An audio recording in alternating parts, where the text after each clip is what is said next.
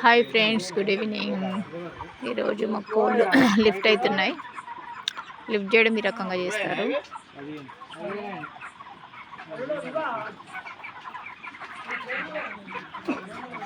బండి లోడ్ అయిపోయింది. దీనికి 58 జాలీలు ఉంటాయి.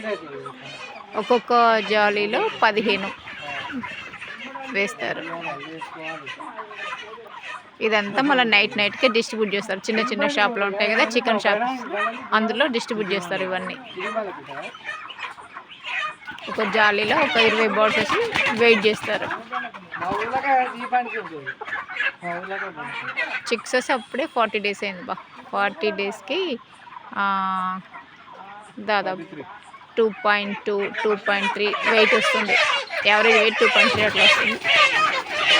జాలీలోకి అట్లా బర్డ్స్ని విసిరేస్తారు.